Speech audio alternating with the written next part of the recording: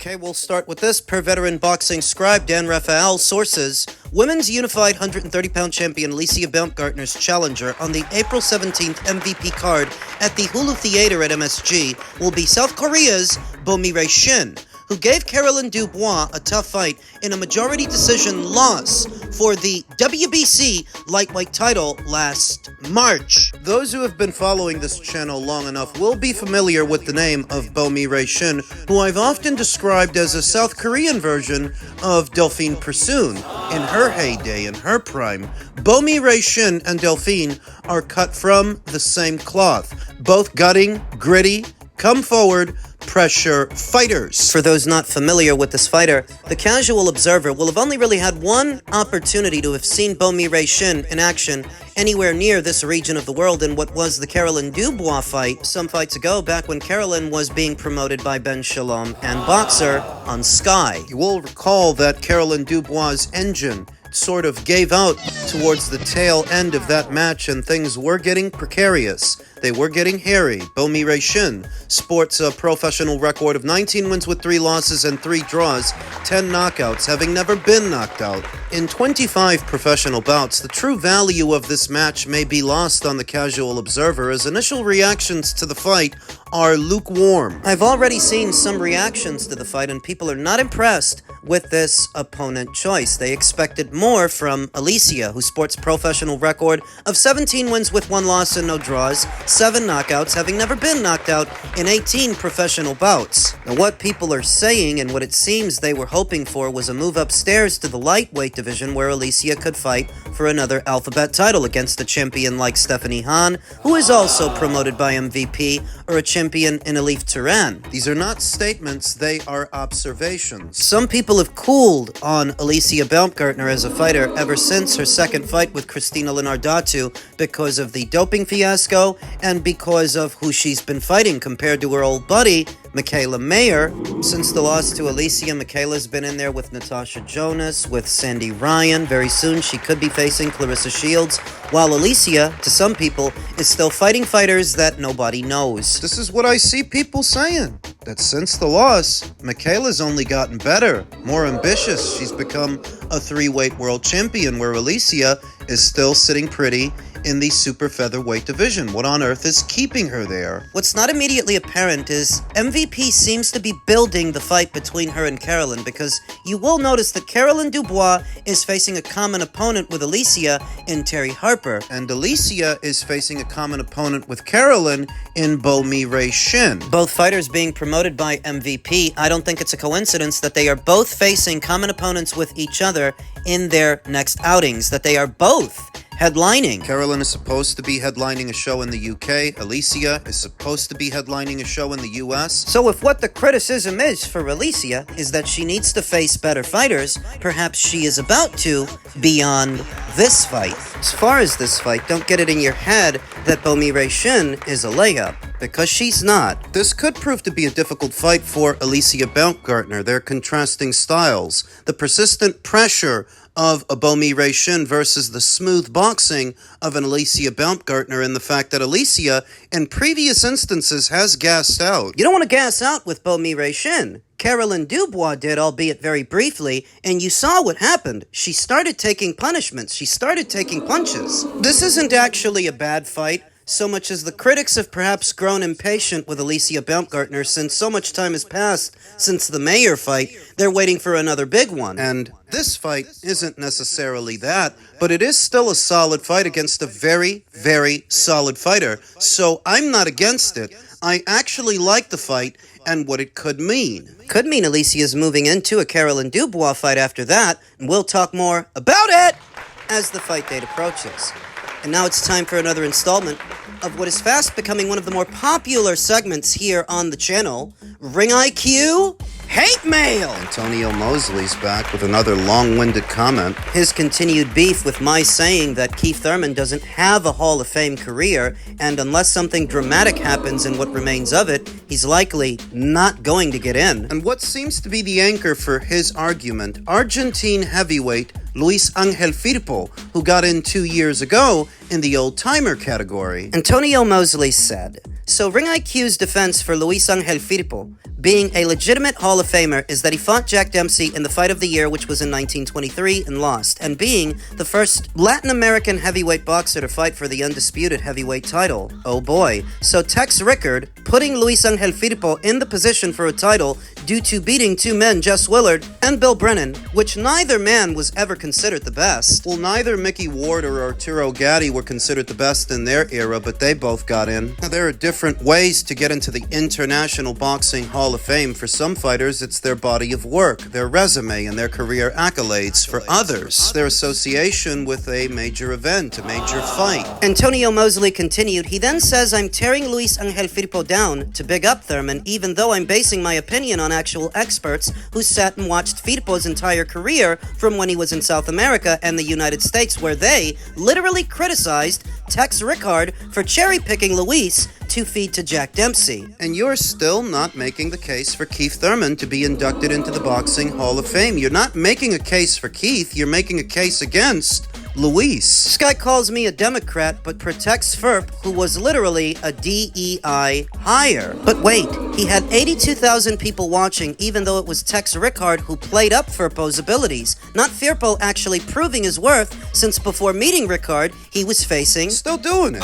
You're not actually making a case for Keith Thurman, you're just making a case against Luis. Say that somebody reads through all of this and actually decides to agree with these absurdities. At the very most, all that would mean is that maybe Luis shouldn't be there, but that doesn't mean that Keith Thurman should. You're not providing legitimate reasons for Keith Thurman to be inducted into the Boxing Hall of Fame. All you're doing is focusing on Firpo, because Firpo, according to you, was not the best in his era. Well, neither was Keith Thurman. In his era, Errol Spence Jr., Terrence Crawford emerged as the best welterweights of the crop, not Keith. Antonio continued, IQ set the bar low. He thinks a boxer like Firpo is a legitimate Hall of Famer due to 80,000 people watching him fight Dempsey. It's not that I think that, it's that the International Boxing Hall of Fame thinks that, and that's why he's in there. They're the ones that voted him in, not me, and you're the one that brought him up. Because you thought you were making a salient point. When at the very most, all you're saying is that in your opinion, Luis shouldn't be there, but you've yet to argue why Keith Thurman should. He actually tried to join the panel just the other day for the late night boxing talks, and all he did was stutter when asked direct questions. Why should Keith Thurman be inducted into the Boxing Hall of Fame? What has he done that would get him in? The anchor for my argument from the very beginning wasn't Luis Angel Firpo, because I'm not the one that brought him up. That was actually Antonio. My argument is Keith is neither accomplished enough or popular enough to get a Hall of Fame induction. He's not accomplished enough to get in on accolades like Andre Ward did. In the absence of popularity, because Andre was never that popular. But he was accomplished. He was a Unified Ring Magazine and Lineal champion at 168 and 175, something Keith Thurman has never been. So he's not going to get in on accolades. Can he get in on popularity? No, because Keith Thurman was never all that popular. Looking back, Keith Thurman was a flash in the pan. And that anyone would be arguing in favor of this guy getting a Hall of Fame induction when for the last 10 years he's racked up 7. About 7 years of inactivity. Your argument is that he should get a Hall of Fame induction? For what? And he refuses to tell me, focusing only on Luis Angel Firpo, who's already in the hall. Keith Thurman wasn't the first of his kind to do anything like Luis, who, if nothing else, was the first Latin American to challenge for a heavyweight title. If you think that makes him a DEI hire, you can think that, but he would still represent the first of his kind to do something. What was Keith Thurman the first to do? Nothing. What event and what fight was Keith Thurman a part of that set an attendance record? None. And what fight was Keith Thurman ever a part of that won a Fight of the Year award? None. These are the direct questions that Antonio Mosley refuses to answer, focusing only on a guy that he brought up. A guy who's already in the hall, but if you don't think that he should be there, that doesn't mean that Keith Thurman should. That anyone would be arguing that Keith Thurman, of all people, should get a Hall of Fame induction accents two primarily. One, that you've a penchant for arguing absurdities, which I already knew. Stupid shit that a lot of other people wouldn't waste their time on. Who the fuck argues this hard over Keith Thurman? The man barely fights. That's one. What's two? All he's really putting on display is his affinity for that fighter, not his boxing knowledge. Why would he have an affinity for that fighter? The man barely fights. Maybe it's because he's a Heyman fighter. Maybe Antonio Mosley is a Heymanite. Maybe that's why he's so sweet on him, because I can think of several fighters from the same era as Keith who have a much stronger argument for a Hall of Fame induction than him, that nobody should be spending this much time arguing about Keith. The only reason I can think of somebody would must be because they're sweet on him. But why would they be sweet on him? The man barely fights. Well, Keith Thurman, to a lot of people, might represent the PBC in their prime, at the peak of their powers in their heyday. Better days. Though guys like Antonio can never make the distinction between what are their own personal preferences and the bar of standard to everyone else. There's nothing special about Keith Thurman. Nothing Hall of Fame worthy about his career. He's not the first of his kind to have done anything. In his career, he didn't amass but so much marquee value. Didn't set any records, and his career accolades are exclusive to beating Danny Garcia at 147. Whoop-de-doo. So is beating Danny Garcia what's supposed to get him in the Hall? I don't remember that many people buzzing over Keith's win over Danny. I remember people being disappointed with that fight on Sunday morning because it didn't live up to expectations, but this is what's supposed to get him in the Hall. Antonio just likes arguing stupid shit.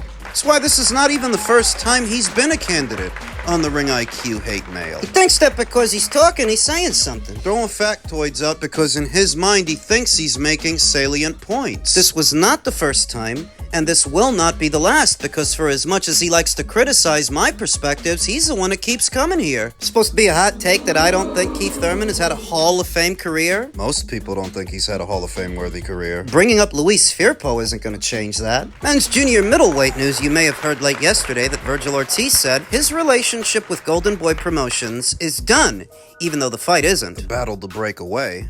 The ongoing drama between super welterweight boxing superstar Vergil Ortiz and his longtime promoter Goldenboy Promotions reached a new nadir on Wednesday when the fighter announced he was done with Oscar De La Hoya's fight firm, effectively confirming an imminent divorce from the LA-based company. Ortiz filed a lawsuit in Nevada seeking to void his agreement, arguing Goldenboy breached the deal and hindered major fights, specifically a proposed bout with Jaron Ennis, who is the emergent rival. The fight would be one of the most meaningful that the sport of boxing could book. Goldenboy responded with legal action to enforce the contract. In early March, Nevada District Judge Christina Silva ruled in Goldenboy's favor, granting the promotion's request to compel arbitration and issuing interim relief, preventing Ortiz and his manager from negotiating with other promoters while the dispute is resolved. This amid an apparent three-fight offer from rival promoter Matchroom worth between 12 and 20 million, includes a fight versus Matchroom fighter Ennis. The case will now proceed to arbitration, meaning Ortiz remains effectively tied to Goldenboy for the time being, possibly hindering Ortiz versus Ennis from happening, at least for now. It's not actually that the fight is blocked. It's that Vergil Ortiz doesn't want Goldenboy to be involved while he's not at liberty to negotiate without them. In theory, if Vergil and Goldenboy were to make amends, then the fight could theoretically proceed. Vergil himself said, although the judge didn't see it our way and the fight is blocked for now, my team and I will proceed on to arbitration and to the court appeal. I am confident that my right to move on to other opportunities will be upheld. As always, I'm in the gym, staying ready. Any junior middleweight champion should do the same because it's only a matter of time. They're sticking to their guns is the gist of it. Representing Vergil Ortiz in all of this is attorney Gregory M. Smith, who helped Canelo Alvarez get out of his Goldenboy contract. Will it be the same here? I don't think Gregory and Team Ortiz would have decided to make this move unless they were confident that they could get Vergil out of this deal. According to the court document that Boxing Social has seen, Ortiz was granted the right to terminate his contract if Goldenboy's distribution relationship with DAZN ended. However, there is a loophole that shows if Goldenboy had an agreement in principle or had agreed on all material terms with an alternative broadcaster, the conflict stems from Goldenboy's deal with DAZN expiring on December 31st, 2025. And so Ortiz attempted to terminate his relationship with the promoter. On January 8th, Goldenboy countered that they had agreed to material terms for a deal through 2026 and 2027, which thus blocked his intended exit. The court ordered both parties to provide a status update on the arbitration proceedings by September 2nd. or within 5 days of a decision, whichever comes first. The Boots fight is on ice for now, but it's not because it can't happen. Theoretically, it could if Vergil and Goldenboy were able to make amends. In the event that they don't,